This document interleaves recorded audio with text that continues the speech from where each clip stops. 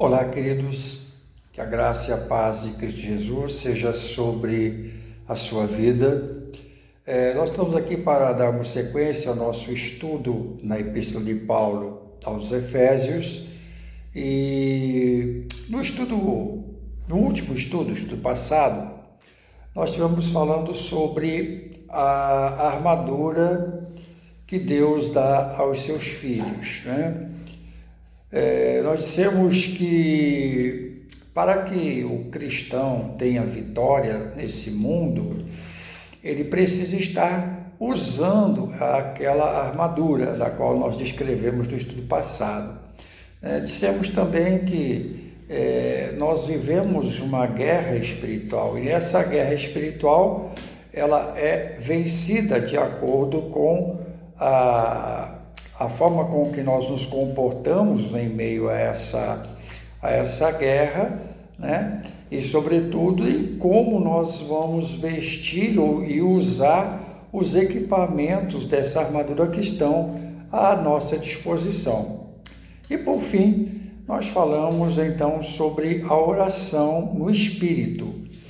Falamos que a oração no Espírito não é uma simples oração, é uma oração onde nós estamos conectados de forma intensa ao Senhor, e o Espírito Santo nos leva a orar de acordo com a vontade de Deus, né? E nós conseguimos sentir a ação de Deus em nós e através de nós em outras vidas, em outras situações. Então nós concluímos aí o nosso estudo passado, né? O último estudo. Agora no estudo de hoje, versos 19 e 20 do capítulo 6 de Efésios, nós lemos assim, o apóstolo Paulo falando, diz assim: orem também por mim, para que, quando eu falar, seja-me dada a mensagem a fim de que, destemidamente, torne conhecido o mistério do Evangelho. Então, Paulo aqui, ele primeiro falou, nós oramos no Espírito e tal, orem, intercedam e tal, e agora ele fala, orem também por mim. Ele está pedindo que os irmãos de Éfeso orassem para que ele tivesse a mensagem certa e falasse com coragem, destemidamente. Então, é interessante que o apóstolo Paulo era um homem extremamente experiente, um homem extremamente usado por Deus, mas ele sabia que ele dependia da ação de Deus. A sua experiência era importante, sim, mas ele sabia que ele dependia da dependência de Deus. Ele precisava da ação de Deus. Por isso ele está aqui falando, orem por mim, para que Deus me dê a mensagem certa. Porque muitas vezes nós damos uma mensagem ou queremos trazer uma palavra para alguém da nossa vontade, do nosso entendimento, da nossa visão, de acordo com aquilo que nós vemos e sentimos na situação. Mas nós não podemos ter um pressuposto, nós precisamos ver aquilo que Deus realmente quer falar. E o apóstolo Paulo está pedindo isso, que Deus me dê a palavra certa. Por quê? Porque ele queria ser bênção na vida das pessoas. E olha, irmãos, quando o apóstolo Paulo escreve essa epístola, nós não podemos esquecer de uma coisa: Paulo estava preso. Toda essa epístola, tudo que nós estamos lendo, estamos concluindo hoje, na semana que vem, estamos concluindo na próxima semana, o estudo dessa epístola, não podemos esquecer que ele estava preso. Olha só, nós vemos isso lá no capítulo 3 da epístola, 3, verso 1, diz assim: por esta razão eu oro, eu, Paulo, prisioneiro de Cristo Jesus, em favor de vocês gentios. Ele estava falando que ele era prisioneiro. Capítulo 4, ele fala a mesma coisa. Capítulo 4, verso 1 também. Como prisioneiro no Senhor, rogo-lhes que vivam de maneira digna da vocação que receberam. E também, agora no verso do capítulo 6, verso 20, nós lemos, pelo qual sou embaixador preso em correntes. Orem para que eu, permanecendo nele, eu fale com coragem, como me cumpre fazer. Então, nessas três passagens da própria epístola, ele está dizendo que ele é preso, que ele está preso, né? E quando nós olhamos lá para Atos 28, Atos dos Apóstolos, que nós já estudamos, capítulo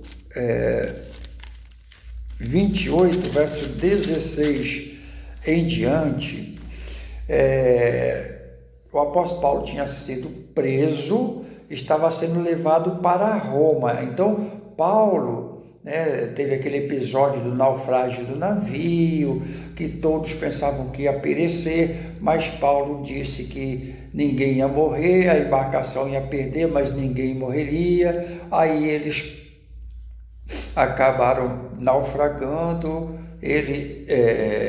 o navio que ele estava, os soldados e toda a tripulação e outros passageiros, todos ficaram ao mar, mas todos eles chegaram vivos à ilha de Malta. Lá na ilha de Malta tem aquele episódio que uma cobra picou Paulo e todo mundo pensava que ele ia morrer, não morreu e tal, e teve toda aquela situação, mas por fim eles embarcaram no outro navio, passaram um tempinho ali na ilha, embarcaram para em um outro navio e chegaram a Roma. E aí chegamos então aqui no capítulo 28, verso 16 de Atos, que diz assim: 3 dias depois de terem chegado a Roma, 3 dias depois, ele convocou os líderes dos judeus. Quando estes se reuniram, Paulo lhes disse: meus irmãos, embora eu não tenha feito nada contra o nosso povo, nem contra os costumes dos nossos antepassados, fui preso em Jerusalém e entregue aos romanos. Eles me interrogaram e queriam me soltar, porque eu não era culpado de crime algum que merecesse pena de morte. Todavia, tendo os judeus feito objeção, fui obrigado a apelar para César, não, porém, por ter alguma acusação contra o meu próprio povo. Por essa razão, pedi para vê-los e conversar com vocês por causa da esperança de Israel. É que estou preso com estas algemas. Eles responderam: não recebemos nenhuma carta da Judéia e a seu respeito, e nenhum dos irmãos que vieram de lá relatou ou disse qualquer coisa de mal contra você. Todavia, queremos ouvir da sua parte o que você pensa, pois sabemos que por todo lugar há gente falando contra esta seita. Assim, combinaram encontrar-se com Paulo em dia determinado, indo em grupo ainda mais numeroso ao lugar onde ele estava. Desde a manhã até a tarde lhes deu explicações e lhes testemunhou do reino de Deus. procurando convencê-los a respeito de Jesus com base na lei de Moisés e nos profetas. Alguns foram convencidos pelo que ele dizia, mas outros não creram, discordaram entre si mesmos e começaram a ir embora. Depois de Paulo ter feito esta declaração final. Qual foi a declaração? Bem que o Espírito Santo falou aos seus antepassados por meio do profeta Isaías. Vá a este povo e diga: ainda que esteja sempre ouvindo, vocês nunca entenderão. Ainda que estejam sempre vendo, jamais perceberão. Pois o coração deste povo se tornou insensível de má vontade, ouvindo com os ouvidos e fecharam os olhos. Se assim não fosse, poderiam ver com os olhos, ouvir com os ouvidos e entender com o coração e converter-se, e eu os curaria. Portanto, quero que saibam que esta salvação de Deus é enviada aos gentios, eles a ouvirão. Depois que ele disse isto, os judeus se retiraram e discutiam intensamente entre si. Por 2 anos inteiros, Paulo permaneceu na casa que havia alugado e recebia todos os que iam vê-lo, pregando o reino de Deus e ensinando a respeito do Senhor Jesus Cristo, abertamente, sem impedimento algum. Aqui o apóstolo Paulo, então, como nós falamos, ele estava em Roma. E ali em Roma, ele estava preso, mas como ele estava em prisão domiciliar, ele tinha liberdade para receber pessoas. Ele não podia sair, mas ele podia receber pessoas. E então ele convocava pessoas e falava com pessoas, explicava e tentava convencer. Ele passou o tempo todo ali. E diz o texto que ele passou ali 2 anos inteiros nessa situação. Não é? E olha que ele escreve então aos irmãos de Éfeso, essa carta que nós estamos estudando, ele pede para que os irmãos fizessem o quê? Orassem por eles, ou por ele, para que Deus lhe desse sabedoria, para que quando ele abrisse a boca, ele tivesse a mensagem, a palavra certa. Pois bem, isso nos leva a meditar algumas coisas. Paulo, ele não pediu a libertação, ele estava preso. Ele não pediu liberdade. Né?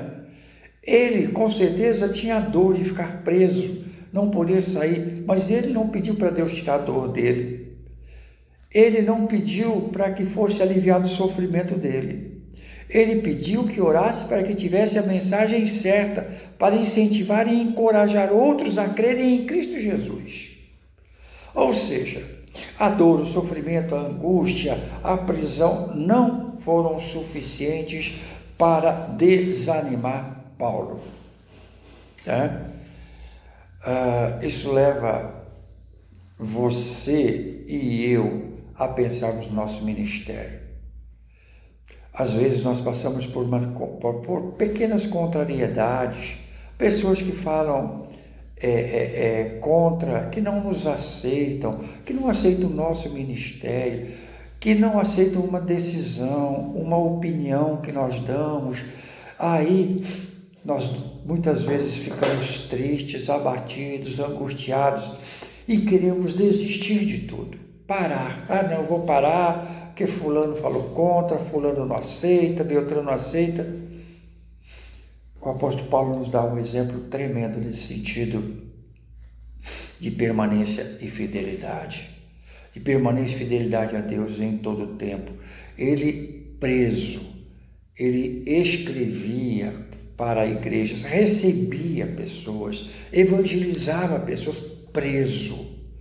E não estava ali fazendo o seu ministério de qualquer forma. Ele estava fazendo com fidelidade, buscando com intensidade e pedindo, orem por mim, né? Para que Deus me coloque na minha boca a palavra certa para incentivar, para curar, para tratar de vidas, né?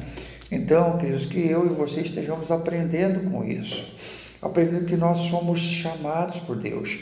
Deus nos chamou e nos deu um ministério. Então, você tem um ministério assim como eu tenho o meu ministério.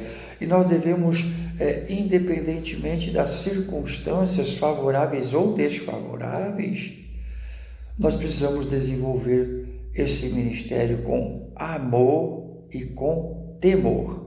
Temor de Deus e amor pelas pessoas.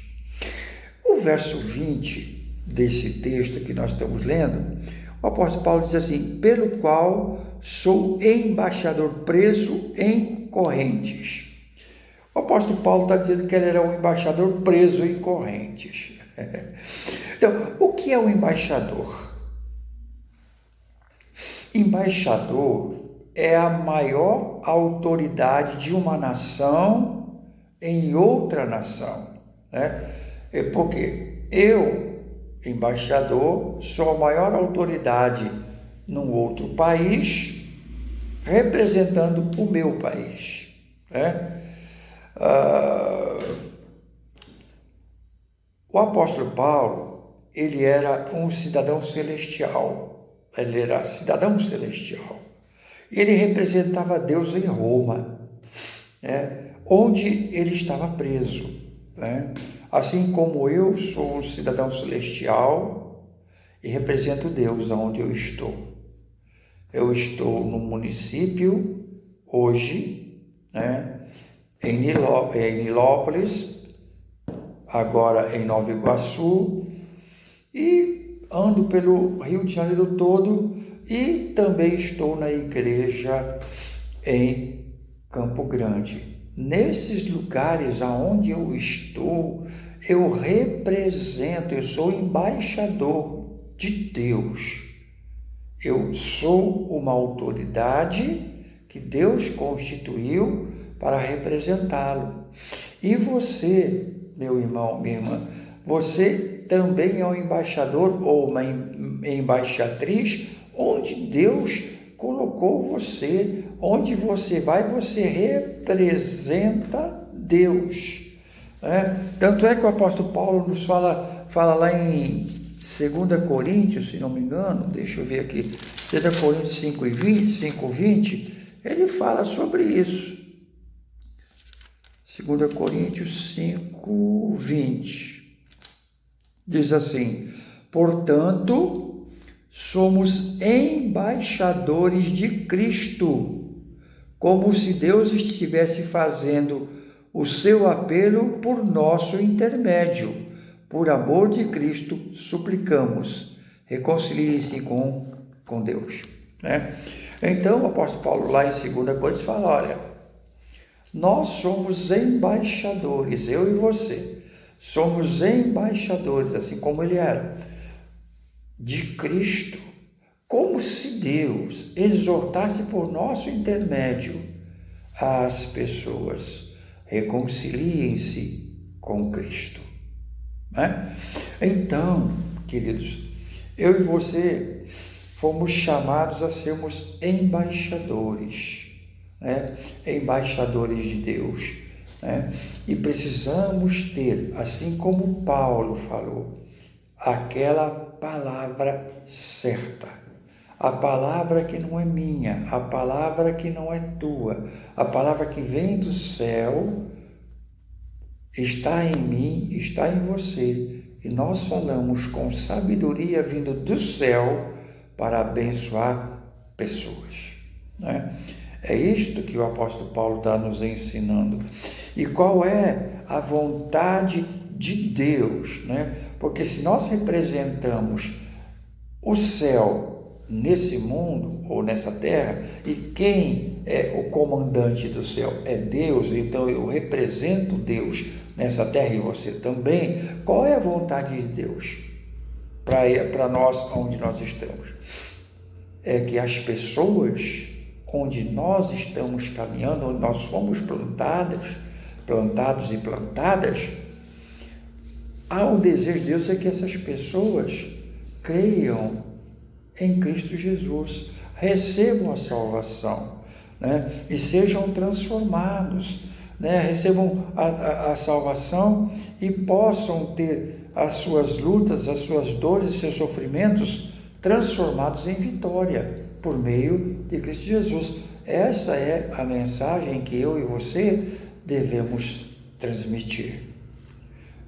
Pois bem, vamos concluindo, queridos, que nós estejamos buscando a Deus e em Deus a palavra certa para dar a cada pessoa. A palavra certa para incentivar pessoas, para levar pessoas a entenderem que Jesus Cristo é o Senhor. E assim, essas pessoas venham a obter vitória sobre a morte nesse mundo e consigam conquistar vitórias sobre as suas dores, sobre os seus sofrimentos, sobre as suas lutas, sobre as suas decepções, sobre as mazelas que estão sobre as suas vidas, e sejam mais do que vencedores por meio de Cristo Jesus. Esta é a minha função, a sua função. É o que Paulo está aqui nesses versos dizendo: olha, eu preciso ter a palavra certa.